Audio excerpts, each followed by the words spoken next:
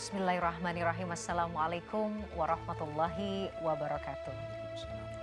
Pemirsa gapai kemuliaan yang dirahmati Allah, iman adalah akar yang harus menghujam agar tak goyah dihempas berbagai godaan. Dalam surat Ibrahim ayat 27, Allah Azza wa Jalla akan menjaga orang-orang yang beriman baik di dunia maupun di akhirat. Tapi orang-orang zalim dibiarkan tersesat tanpa arah. Sebab godaan tak akan pernah hilang. Ia datang dengan berbagai wajah dan rupa, melalaikan hati, melemahkan tekad, dan menjauhkan diri dari ridho ilahi.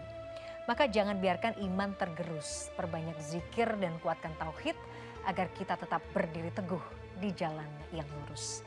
Pemirsa, selama 45 menit ke depan, insya Allah kita akan membahas tentang bagaimana caranya menguatkan iman di tengah godaan. Semoga kita termasuk orang-orang yang dikokohkan hatinya oleh Allah dan senantiasa berpegang pada kalimat yang teguh hingga akhir hayat. Amin ya robbal alamin. Dan seperti biasa saya tidak sendiri, telah hadir bersama saya di studio. Ada gurunda kita Kiai Haji Haris Sakam. Assalamualaikum warahmatullahi wabarakatuh Ayah. Waalaikumsalam warahmatullahi wabarakatuh. Sehat Ayah? Sehat Alhamdulillah. Belum sarapan atau sudah sarapan? Jam 5 pagi soalnya ya. Sudah dihangatkan. Sudah dihangatkan, oh Masya Allah. Terima kasih sudah hadir. Dan bagi Anda pemirsa yang juga ingin berpartisipasi maupun bertanya, jangan ragu untuk mengirimkan pertanyaan Anda dalam bentuk video melalui nomor WhatsApp yang tertera di layar kaca. Baik Pak Kiai, tema kita kali ini adalah tentang kuatkan iman di tengah godaan. Apalagi sekarang ya Pak Kiai, luar biasa ya. Istilah Pak Kiai ini, setan gepeng ini membuat kita tuh jadi banyak lalainya. Mau ngaji, entar dulu deh, kan ngecek WhatsApp misalnya. Habis itu nggak kerasa sejam, setengah jam gitu udah lupa. Lupa ngajinya malah banyak main handphonenya gitu. Jadi sebenarnya seperti apa ya Pak Kiai? Kenapa sebenarnya tuh kita mau ya untuk menguatkan iman. Tapi kan kadang-kadang karena godaan ini membuat iman kita tuh kadang naik. Kadang naik tapi lama naik cepet turunnya gitu kira-kira. Kadang-kadang bingung apa ya kira-kira yang harus kita lakukan ya untuk kemudian bisa membentengi diri agar tetap kuat lah imannya. Tafadhol Pak Kiai. Baik, bismillah, walhamdulillah, wassalatu wassalamu ala rasulillah, amma ba'du.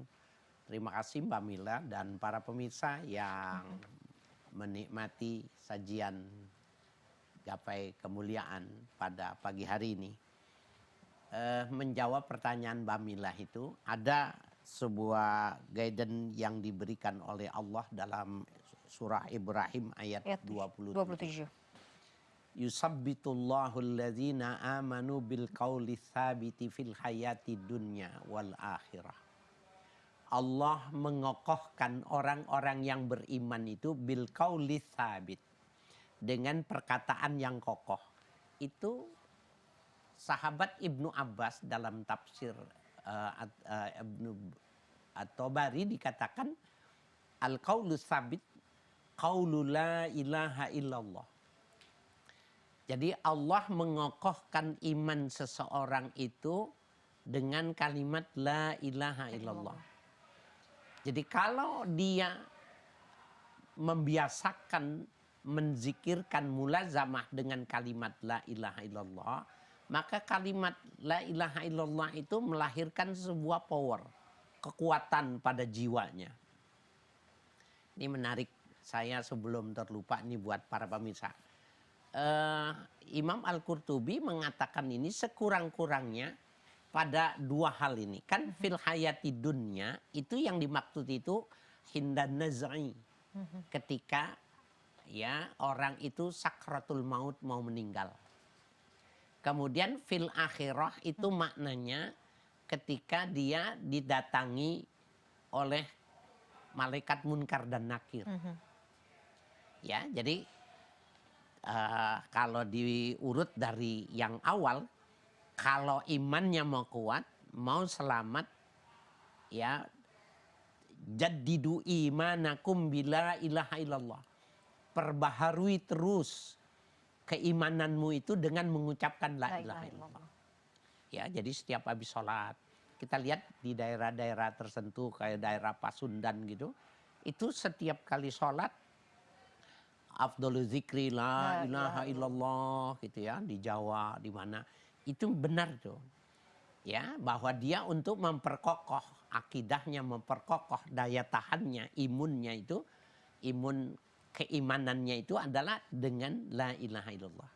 Nah, yang fil hayati dunya itu maknanya begini.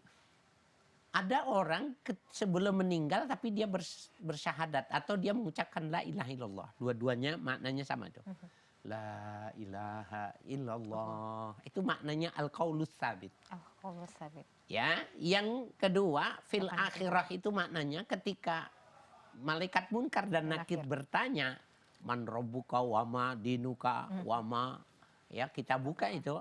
Ketika dia bisa menjawab, itu yang disebut dengan al-qaulus tsabit. Jadi bukan cuma menjadi kekuatan ketika dia beragama, tetapi ketika dia mau melepaskan ruhnya, ketika dia menghadapi munkar dan nakir, mereka menjadi ya beruntung dengan al-qaulus tsabit yang Allah berikan itu. Artinya ini kan harus dipupuk dong Pak Kiai. Nggak Ya. bisa ujuk-ujuk berharap kita bisa kemudian pada saat sakaratul maut atau menghadapi malaikat munkar dan nakir kita bisa menjawab, tapi kita pede aja gitu. Oh ya udah, amal soleh nanti-nanti, kan nggak bisa. Itu berarti harus dibiasakan lisan kita, hati kita untuk senantiasa berzikir gitu. Benar, kan kalau man rabbuka wa ma cuma 5 pertanyaan, apalin aja. Iya kan, dalam perspektif kita yang masih hidup ya Pak Kiai ya. Apalin aja, berapa susahnya menghafali 5 pertanyaan dan jawabannya. Enggak bisa, tidak bisa, karena huru hara pada 2 fase itu ketika mau melepaskan ruh. Pada saat berhadapan munkar dan nakir itu, jangankan menjawab 5 pertanyaan. Kalau ditanya nama kita saja kita nggak ingat. Ya, Mas Muki, siapa namamu? Gitu. Maka Siapa kita gelagapan. Sebenarnya ibu kita memberi nama, bapak kita memberi nama, siapa ya? Jangankan menjawab 5. Nggak bisa. Makanya dikatakan ats-tsabit, kokoh. Ya. Oke, jadi iman kita ini harus dipupuk selain kemudian dengan zikir tadi Pak Kiai, dengan apa? Amal soleh juga harus diperbanyak. Nah, itu aplikasinya tuh. Jadi ketika dia mengatakan la ilaha illallah, tiada Tuhan selain Allah, itu maknanya dia menafikan tiada Tuhan, tiada yang memberi, tiada yang menghalangi, tidak bisa yang memberikan kesuksesan, tidak ada yang bisa mengembangkan. Semua setelah dia menyebutkannya itu kemudian dinafikan illallah. Maka pada saat itu ketika dia mampu menafikan semuanya illallah itu tadi, maka otomatis dia menjadi sebuah kesadaran yang melahirkan perbuatan yang cantik, yang bagus. Karena dia mengatakan tidak ada semua. Nggak ada yang bisa mempengaruhi saya, memberikan segala macam, tidak illallah. Sehingga kita lihat ada sebuah thariqah itu, Mbak Mila, bukan la ilaha illallah, tapi mereka itu la illallah, la illallah. Maknanya itu bukannya dia membentuk kalimat baru yang tidak diajarkan oleh Nabi, bukan. Tetapi makna la ilaha itu, la ya an-nafsu lil jinsi, itu maknanya semua tidak ada. Jadi memang harus diinternalisasi, kitanya harus membiasakan itu dari sekarang, ya Pak Kiai ya. Kemudian apa yang bisa menurunkan iman Pak Kiai? Nah, jadi kebalikannya. Kalau mau memperkokoh itu, dengan maka itu tadi, penguatan. menguatkannya itu dengan mengucapkan la ilaha illallah. Nanti sebelum saya jawab, nanti diingetin kalau saya lupa. Sayang ini dilewatkan. Mbak Mila, kadang-kadang kita di suatu tempat tertentu serem. Ya. Serem, merasakan ada sesuatu yang bulu kudu kita itu banget gitu. Maka ucapan saja la ilaha illallah dengan sungguh-sungguh. Jin, setan yang ada di lingkungan itu tidak akan mampu menjamah, apalagi ikhtilas untuk mempengaruhinya. La ilaha illallah. Sungguh-sungguh kita ngucapinnya, nggak mampu deh. Tapi kadang-kadang kitanya tuh yang nggak yakin ya Pak Kiai. Maksudnya kadang-kadang lewat ini, la ilaha illallah, la ilaha. Malah kitanya jadi harusnya dengan jangan yakin begitu. gitu ya. Jangan, sekali aja, tetapi tapi memang yakin, betul-betul yakin. powerful gitu. Menafikan gitu. Nggak ada yang bisa ganggu saya. Itu kan maknanya tadi la itu. Nggak ada yang bisa ganggu saya. Nggak ada yang bisa nakutin saya. Nggak ada yang bikin saya celaka. Nggak ada yang bikin itu. kecuali Allah. Kecuali Enggak bisa. Jadi kita terus yakin ya dengan perlindungan Allah dan kekuatan itu tadi, kekuatan zikirnya tadi ya Pak Iya. Kiai.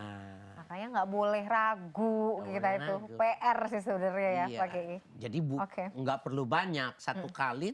Tapi mantep gitu. Tetapi memang dalam sebuah Yakin. penghayatan saya sering itu kalau ketemu ya tempat itu. Kadang-kadang kita merasa ada yang aneh. aneh gitu ya. gitu kan. Oke, kemudian jawaban tentang kalau dibilang al-imanu yazidu wa yankus, iman terkadang naik dan kadang-kadang turun. Nah, turunnya itu wa yankusul iman bil maksiyah. Bermaksud. Ya, berkurangnya keimanan seseorang itu karena ada kemaksiatan. Nah, jadi kalau ada kemaksiatan dia akan Udah turun. pasti itu. Dia Jadi akan kendor. secara instan tuh dia akan menurunkan kualitas iman kita. Iya, karena dia mengotori. Setuju. Oke, kita harus break dulu Pak Kiai. Nanti kita akan lanjutkan pembahasan kita. Pemirsa jangan kemana-mana, Gapai Kemuliaan masih akan kembali setelah jeda yang satu ini.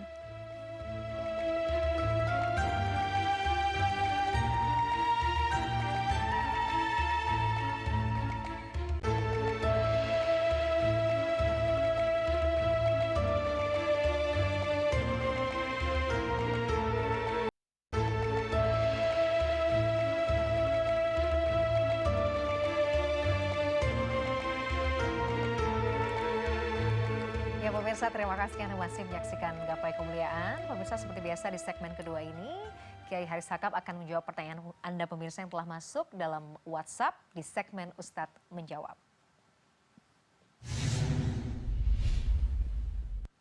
Ya, dan pertanyaan yang kali ini sudah masuk datang dari Afifah Alvina, mahasiswi asal Jawa Timur, Malang. Kita akan simak bersama pertanyaannya.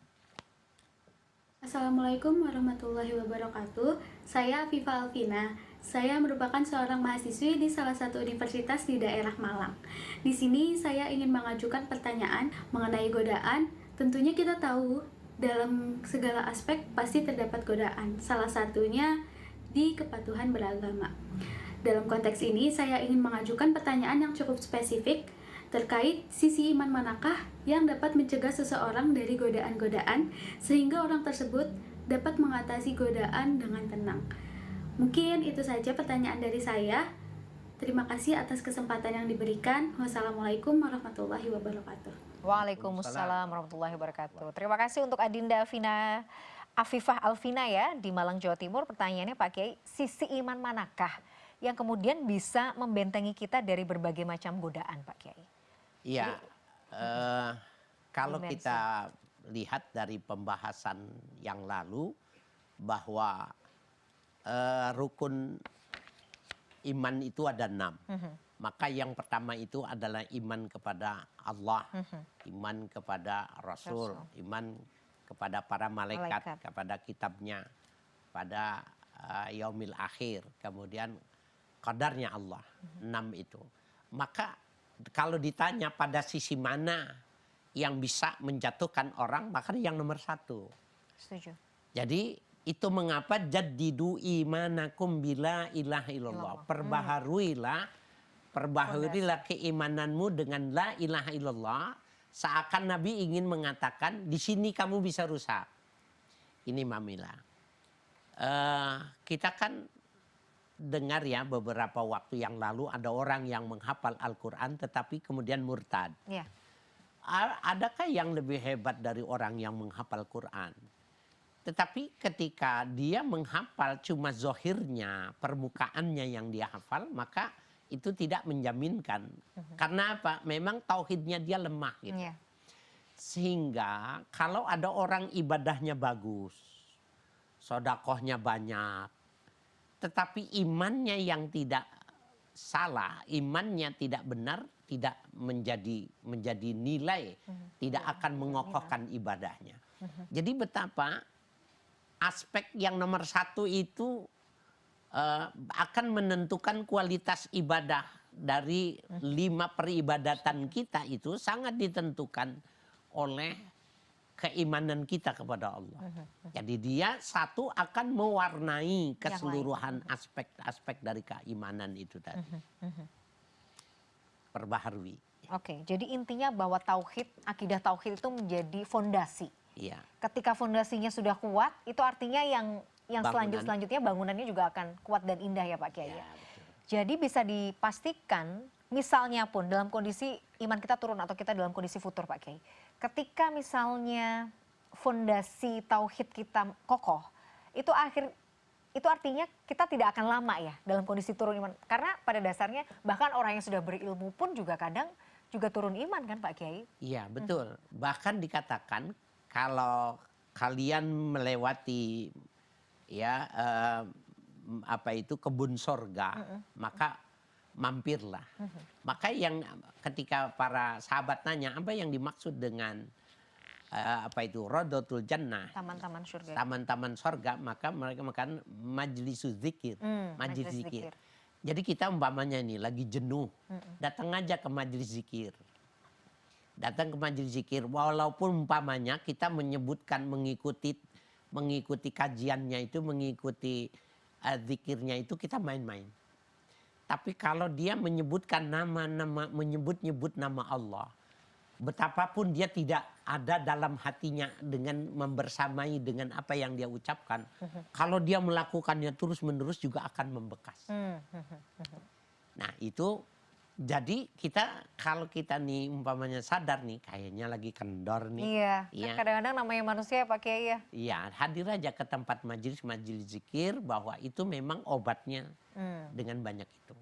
Kalau memang kita bisa melawan, kita sholat 2 rakaat, kemudian kita ambil tasbih, kita baca aja la ilaha illallah, la ilaha illallah. Tapi dengan sungguh-sungguh kita mengucapkannya itu, maka ibarat yang apa itu kotor Itu akan ah, dibersihkan, akan ya, luruh akan gitu hilang, ya, akan akan hilang. hilang. Oke, jadi intinya begitu kita sadar, kita kemudian kayaknya lagi kendor, paksa diri untuk ya itu tadi, misalnya datang ke kajian ilmu, kajian ya, zikir ilmu. gitu ya. Ya, zikir. Aha. Atau kita membaca Atau Quran. ya paksa diri ya Pak Kiai. Nah, kalau dia Walaupun membaca ya Quran, walaupun kadang-kadang baca di awal tuh kayak, aduh, kan kadang-kadang gitu ya Pak Kiai kalau udah capek ya. Tapi nggak ada masalah. nggak ada masalah, paksa aja gitu. ya. Biarin aja. Iya. Walaupun sebenarnya kita nggak enak bener gitu, Iya. nggak. Kok kayaknya baca Quran tapi nggak dari hati sih, Ya, gitu-gitu Pak Kiai walaupun. kadang-kadang. Jadi dia bisa hadir sebuah kebersamaan itu pada saat dia terus melakukannya terus menerus. Makanya dalam sebuah kebaikan itu disuruhnya sama Nabi itu, ajarkan anakmu sholat itu umur 7 tahun. Ya. Kenapa anak 7 tahun ngerti apa? Enggak perlu, dia gerak-gerak gitu saja, itu sudah bermanfaat bagi dia. Karena mafasil atau sendi-sendi persendian tubuhnya ketika dipakai melakukan ritual sholat itu, dia akan merekam dan dia akan mencatat dan dia akan memahami bahwa itu punya nilai gitu. Masya Allah. Luar biasa. Walaupun dia saat itu belum memerlukan. Belum mengerti betul. Baik, Masya Allah. Pak Kiai menarik sekali, tapi kita harus jeda lagi pemirsa. Jangan kemana-mana. Gapai Kemuliaan akan segera kembali. Sesaat lagi tetaplah bersama kami.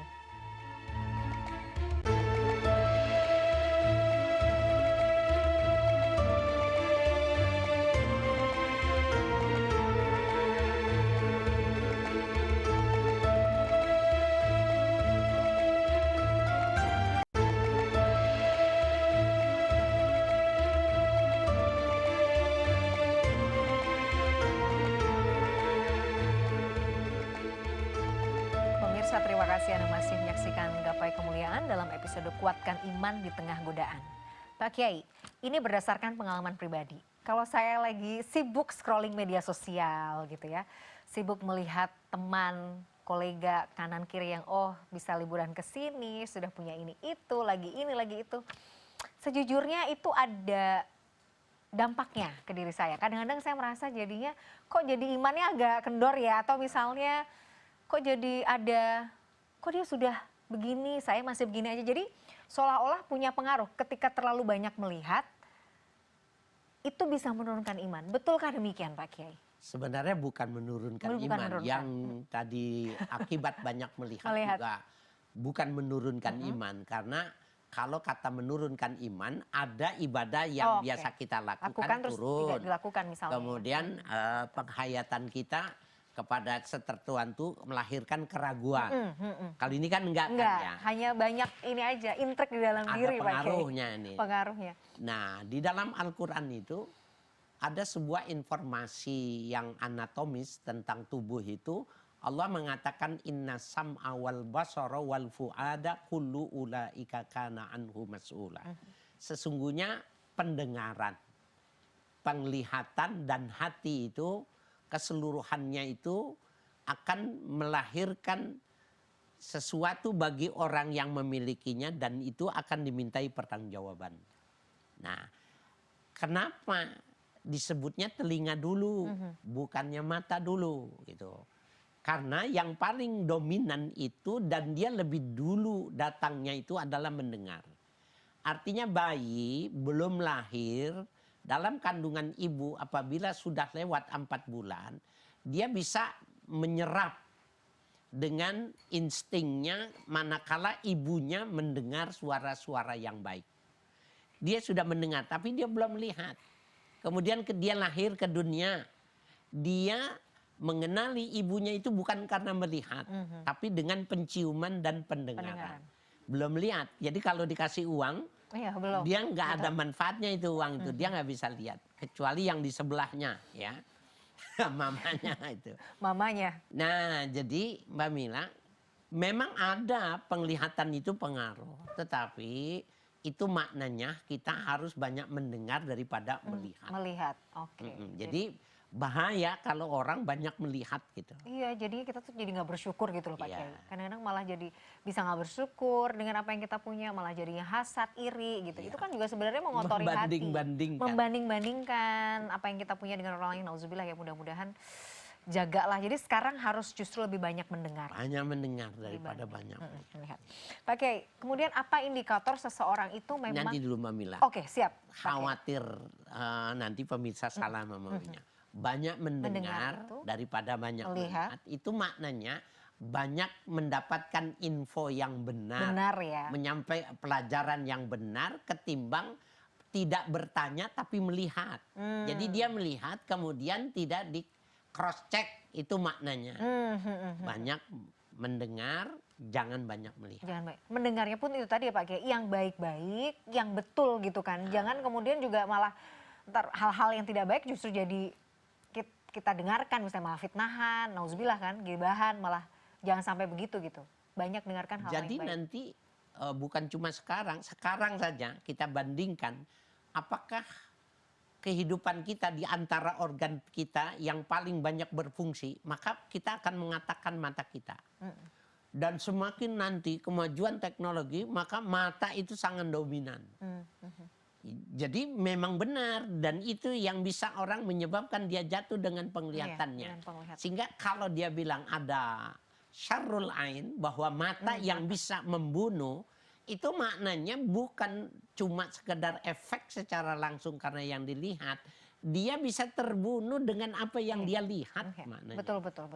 Setuju. Kitanya juga iya, kadang-kadang kan penyakit ain itu juga bisa, karena pandangan hasad kita juga bisa melukai orang lain kan Pak Kiai? Iya Nah, betul. itu jadi hati-hati ya dengan pandangan itu. Kurang-kurangin scrolling media sosial sih kalau saya bilang. Apalagi momen-momennya itu pada saat kita ingin itu tadi ya, meningkatkan kualitas iman ya Pak Kiai ya. Iya. Kalau bisa memang dihindari. Nah Pak Kiai, apa kemudian indikator orang itu bisa dikatakan Masya Allah nih, imannya ini memang teguh. Indikatornya apa Pak Kiai? Nah, apabila seseorang itu sholat tepat pada waktunya, kemudian dia tidak meninggalkan bacaan Al-Quran walaupun sedikit, jadi bukan volumenya, tapi dia tidak bisa melupakan dan meninggalkannya. Yang ketiga, manakala seseorang itu segala sesuatunya perbuatan, sikapnya, ucapan dan lain sebagainya, kita bisa melihat itu ada dasarnya, maka orang itu bagus iman. Kan ada orang kalau ditanya gitu, ya jalanin aja hidup kita harus seperti air. Jalannya aja mengalir kemana. Nggak cocok. Kalau dalam iman nggak boleh. Ya, dia harus punya tujuan. Punya target ya. Masya Allah. Nah, iman ini kan juga menguatkan iman tuh nggak hanya sekedar kitanya yang harus ikhtiar ya Pak Kiai. Maksudnya tadi ya memperkokoh kemudian tauhid, akidah gitu. Kemudian dikuatkan dengan amal soleh. Tapi kan sebenarnya meminta pertolongan Allah, memohon, berdoa sama Allah untuk dikuatkan iman tuh justru menjadi salah satu yang paling krusial kan Pak Kiai? Ya. Ada pendapat Sufyan ibnu Uyainah ketika dia mengatakan kepada Ibnul Mubarak. Ini di kalangan tabi'in ya. Tabi'in. Idza ra'aitan nasu yakhtalifun ya fayujahid fi sabilillah. Ya li'annallaha yaqul lanahdiyannahum subulana. Kalau kamu lihat terjadinya perbedaan pendapat di kalangan masyarakat, maka kamu berjihad. Nah, yang dimaksud jihad di sini maknanya bukan kita memerangi, tetapi kita sebagaimana yang diisyaratkan oleh Nabi, man amila bima alima allamahullahu ma lam ya'lam. Barang siapa yang mengamalkan dari ilmu yang dia pelajari, maka Allah akan tambahkan ilmunya dengan sebab dia mengamalkan. Nah, dari kajian ini kita ingin mengatakan bahwa kita harus terus menambah ilmu. Kita harus sempatkan itu kalau pagi duduk di CNN gitu ya. Allah, betul. Ya, banyak ustadz yang memberikan arahan tambahan keilmuan, pemahaman. Maka nanti ketika kita jangan cuma ilmu saja, tapi kita mengamalkannya, Allah sendiri akan menjadi guru untuk orang ini untuk bisa lebih bagus. Jadi allamahullahu ma lam ya'lam. Allah akan mengajarkan, artinya Allah akan menjadi guru bagi orang itu terhadap apa-apa yang belum dia tahu. Jadi Allah tuh akan memberikan hidayah, petunjuk ya Pak Kiai ya. Kalau kita itu senantiasa. Caranya begitu. Jadi ada dua yang mesti kita diperhatikan kalau pagi ini Mbak Mila. Ya, di pagi hari. Saya sudah bersedekah apa belum? Kemudian saya sudah nambah ilmu belum? Betul. Kalau dua ini kita targetkan setiap hari itu, maka dijamin orang ini yang disebutkan lanahdiyannahum subulana. Aku akan beri petunjuk jalan dia. Jadi kemudahan-kemudahan yang dia dapat itu kuncinya itu di sini. Saya sudah sedekah belum? Yang kedua, ilmu saya hari udah bertambah belum? Kita lihat ya, saya termasuk ngikutin ulama-ulama dulu. Kenapa mereka itu pinter? Bahwa di pagi hari atau di malam hari dia belajar. Ya, dia duduk, dia belajar. Maka dengan cara semacam itu, lanahdiyannahum subulana. Allah akan berikan jalan kepada dia, ya, jalan yang benar. Iya ya, jadi kalau kita kemudian punya keinginan, punya tekad untuk tadi menambah ilmu, belajar itu tadi Pak Kiai, terus tambah sedekah ya, itu tuh sudah ibarat kata secara otomatis Allah tuh akan giring kita ya. Sudah komplit. Oke. Jadi PR-nya sekarang begitu ya. Jadi pemirsa bisa dipraktekkan ya. Saya juga nih Pak Kiai ya. Tambahan pelajaran buat saya. Jadi pagi setidak-tidaknya bukan masalah nominalnya Pak Kiai. Nggak perlu besar. Konsisten sedikit-sedikit tapi dijaga terus ya. Insya Allah. Jadi setiap hari kita dinaungi petunjuk oleh Allah. Iya, setiap hari. Dua itu. Kalau rumahnya dekat masjid, berhenti mobilnya, memang dia udah. Kan sekarang masjid udah banyak yang pakai kris. Iya, pakai kris. Kris gitu, atau ada kotak dekat sehingga kita nggak perlu jauh-jauh tinggal ini itu. aja. Nah, itu masjid yang cerdas juga itu, sehingga orang nggak perlu repot daftar ini pakai kwitansi itu. Gitu. Betul, jangan ada alasan nggak punya waktu dan nggak sempet ya Pak Kiai ya. Ini PR kita bersama, Masya Allah. Pak Kiai menarik sekali, tapi kita harus jeda dulu. Pemirsa jangan kemana-mana, Gapai Kemuliaan akan segera kembali. Sesaat lagi tetaplah bersama kami.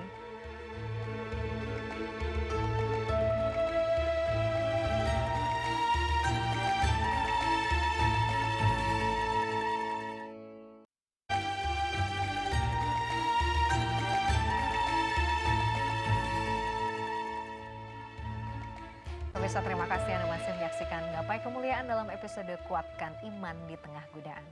Menarik sekali, saya mau highlight lagi nih Pak Kiai, segmen sebelumnya tadi ya. Ada dua hal di pagi hari yang bisa kita lakukan supaya hari kita itu penuh berkah, dinaungi oleh petunjuk Allah.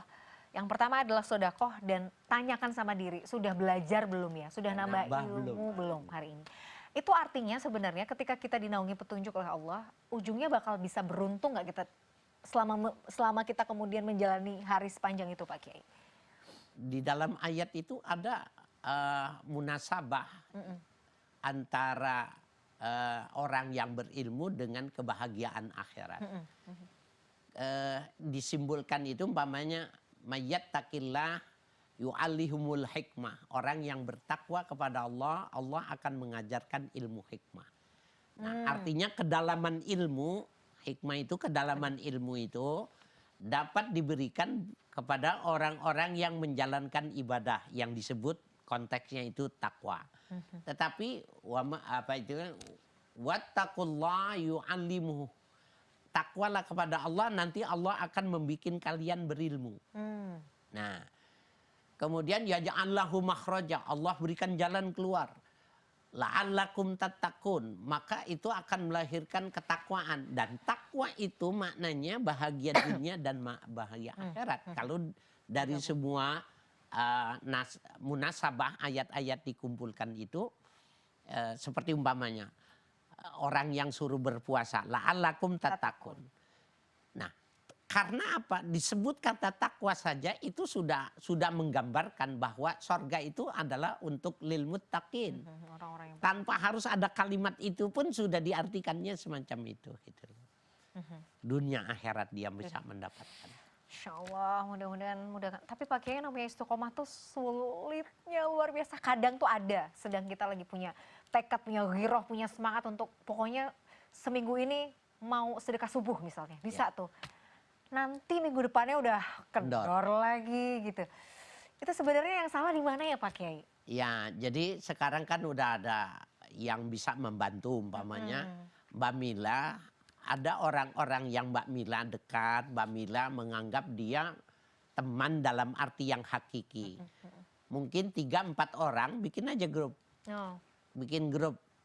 Ya, maka dengan cara semacam itu dia akan mengingatkan satu dia. Itu jangan terlalu banyak. Karena memang nanti gengsi main kalau terlalu banyak gitu loh. Dia waktu ditanya udah sedekah belum? Oh jangan tanya, bukan cuma hari ini. Ah itu kalau banyak kalau kayak pesertanya gitu, itu jadi melebar gitu. Jadi nggak fokus. Yang kedua, teman. Komunitas ya, komunitas belajar, majlis taklim atau biasa sekarang juga disebut dengan halaqah. Ini kan sudah mulai banyak nih, sebuah kecenderungan yang bagus. Saya beberapa kali diundang sama halaqah, sama pensiunan. Ya Mbak Mila, ibu-ibu pensiunan semua. Dalam hati saya gini, ini nggak ada yang cantik. Dulunya Pak Kiai. Iya, maka saya lihat, oh ini dulunya senior, mantan cantik gitu loh. Ya Allah. Jadi oh bagus. Akhirnya saya mengaguminya gitu. Bahwa ternyata memang khilqah asliya manusia itu dia akan mencari habitatnya itu. Kelompoknya, kelompok ini. Dia membentuk kelompok itu. Yang ibu-ibu muda bikin kelompoknya ibu muda. Itu sepanjang dia tidak ditambah-tambahi ya. Itu bagus. Tapi kalau udah ditambah-tambahi ya kita tambah-tambahannya jangan. Jangan, oke. Jadi mencari support system, mencari circle yang baik ya. Yang bisa saling mengingatkan itu memang bisa jadi booster iman. Gak perlu banyak. Gak perlu banyak, iya sih. Iya ya, kadang kalau banyak tuh banyak gengsinya main. Gengsi kalau nggak gitu nggak fokus Pak. Jadi ngomongin apa memang betul. Jadi nggak fokus Pak Kiai. Oke. Nah masih soal bagaimana kita membooster iman ya Pak Kiai. Jadi memang menjaga akhlak itu juga mau tidak mau juga menjadi benteng sebenarnya. Jadi kita bisa ngerem nih. Itu juga salah satu cara supaya kita memelihara iman kan Pak Kiai. Akhlaknya dijaga, mungkin menundukkan pandangan, ngurangin hal yang nggak berguna. Memang seperti itu kan Pak Kiai? Iya betul. Saya dulu waktu pertama mau ngajar, nggak ada yang mau belajar sama saya. Karena mereka tetangga saya taunya saya pengacara. Orang mau ngaji ngajar apa gitu loh ya. Maka saya bayar orang-orang yang mau ngaji. Itu serius Pak Kiai? Serius. Bayar, oke. Saya bayar, artinya dia nggak usah mengeluarkan bayaran, kitabnya yang saya yang sediakan, kemudian saya kasih transportasi. Nah, Kenapa begitu? Saya lihat orang-orang dulu juga begitu juga. Jadi yang mahal bukan cuma guru bagi muridnya. Sementara Imam Ghazali mengatakan murid itu mahal bagi guru. Kalau dia memahaminya. Apalah nilai seorang guru cuap-cuap, hebat, menggelegar. Tapi nggak ada muridnya. Ya. Nah, Mbak Mila, kalau itu mau digunakan, saya itu niru sama ulama-ulama dulu semacam itu. Kamu mau nggak jadi sahabatku? Kubayar kamu ya 200.000, 300.000. Tapi tiap hari kamu nasihatin saya. Oh nggak mau Mbak Mila. Nggak mau Mbak Mila, saya belum benar gitu. Kalau begitu ya sudah, yang penting semau aja. Kamu bagaimana, kapan punya ide, kamu kasih nasihat sama saya. Jadi Tuhan juga akan nilai itu begini Mbak Mila. Ini orang emang pengen memperbaiki dirinya. Sebenarnya itunya yang mahal. Dan kita nggak melakukannya. Betul lagi. Kita kayak males gitu Pak Kiai ya. Atau merasa, iya saya juga nggak kepikiran sih Pak Kiai. Iya ya, buat Masya Allah ya, ulama-ulama tuh kan luar biasa ya pemikirannya. Beliau tuh memang cerdas-cerdas ya. Beliau ini cerdas. Jadi murid itu juga berharga loh bagi guru. Berharga, gitu. Jadi jangan dibilang. Jangan bilang oh, guru. Berharga. Iya memang gitu. guru ya, karena beliau yang memberikan ilmu. Tapi apalah artinya guru kalau nggak ada murid gitu. Pembandingnya begini kata Imam Ghazali. Ada hadis yang orang beda memahaminya. Yadul ulya khairun min yadis sufla. Tangan di atas lebih bagus dari tangan di bawah. Maka orang mafhumnya memberi lebih bagus ketimbang menerima. Gitu. Tapi Imam Ghazali mengatakan sebenarnya yang nerima yang mana? Yang beri itu yang mana? Nah, kalau seandainya orang-orang miskin itu kan, orang miskin itu ada klasifikasinya. Dan miskin yang tertinggi itu butuh, tidak meminta, dan tidak mau diberi. Itu adalah miskin yang tertinggi. Jadi salah orang memahami tentang miskin itu cuma pada level butuh, mencari, diberi, menerima. Ada orang yang nggak mau menerima. Kalau seandainya orang miskin itu tidak mau menerima, apa artinya sodakoh yang mau diberikan? Betul. Waktu sodakoh itu diberikan, dia mendapatkan dunia, emang dia punya harta, di akhirat dia mendapatkan kebahagiaan, itu kan gara-gara si miskin. Betul. Jadi yang hebat yang kaya apa yang miskin? Ya karena ada si miskinnya ini. Nah, oleh karena itu Imam Ghazali itu memahaminya itu begitu. Maka jangan menganggap kita jadi guru ini mahal. Guru yang harus dihormati. Kalau tidak cium tangan kita tidak memberikan penghormatan. Tidak dianggap hebat. Enggak. Justru bisa jadi kita ini ditolong gara-gara ada orang yang mau belajar sama kita karena Allah yang menuntunnya. Masya Allah. Duh, ini saya juga jadi merenung ya. Kadang-kadang manusia itu banyak sombongnya. Ya kan Pak Kiai? Maksudnya, oh saya nih sudah gitu. Saya nih udah. Tapi balik lagi ya, saya ingat banget Pak Kiai kan sempat menyampaikan dalam kajian yang lalu bahwa ingat aja pokoknya kita ini nggak punya apa-apa. Ya kan? Dan kita nggak bisa apa-apa. Udah itu yang paling. Itu sampai saya tulis Pak Kiai sejujurnya. Di rumah saya. Karena itu tuh kayaknya memang cukup efektif untuk meredam. Rem, sombong, ujub dan segala macam. Pak Kiai sebagai closing ini. Jadi bagaimana di tengah godaan yang luar biasa dari depan, dari belakang, kanan, kiri, atas, bawah. Godaan setan juga ya Pak Kiai. Dan godaan berbagai macam tipuan dunia ini. Gimana nih kita sebagai manusia akhir zaman supaya tetap teguh untuk berjalan di jalan yang lurus? Ya, yang sifatnya ritual, kita baca Quran tiap hari. Yang sifatnya ritual. Kemudian yang sifatnya penguatan keimanan, kita mesti belajar tiap hari. Jadi kalau setiap hari ada tambahan ilmu, kita bilang Alhamdulillah. Tambah lagi ilmu saya. Kemudian diamalkan, sudah cukup. Dia akan aman. Karena dia udah imunnya tinggi, betapapun banyak penyakit dia nggak akan terkena. Siap. Ya. Secara ritual Quran, baca Qurannya dibanyakin ya Pak Kiai. Tetap tadi ya sholat segala macam itu sudah wajib, memang harus. kemudian setiap hari belajar, Belajar. dan diamalkan. Satu saja tiap hari satu ilmu berarti 1 tahun 360 ilmu yang dia dapat.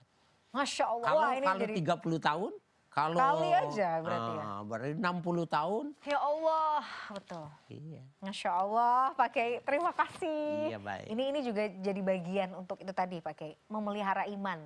Karena belajar setiap hari bersama dengan pemirsa Gapai Kemuliaan, mudah-mudahan tadi ya, ini semakin mempertebal rasa iman kita kepada Allah Azza wa Jalla. Pak Kiai, jazakallah khair, terima kasih ilmunya dan insight-nya pada pagi hari ini. Pemirsa, tidak terasa usai sudah perjumpaan kita dalam program Gapai Kemuliaan hari ini. Semoga kajian hari ini membawa manfaat, kebaikan, dan Allah Azza wa Jalla senantiasa mudahkan kita semua untuk bersemangat dalam menuntut ilmu agama. Amin ya rabbal alamin. Terima kasih atas perhatian Anda. Saya Meladia Rahma dan juga Kiai Haji Harista kamu undur diri. Insya Allah kita akan jumpa lagi pada episode yang akan datang. Subhanakallahumma wa bihamdika asyhadu an la ilaha illa anta astaghfiruka wa atubu ilaik. Wassalamualaikum warahmatullahi wabarakatuh. Waalaikumsalam. Terima kasih, Pak Kiai.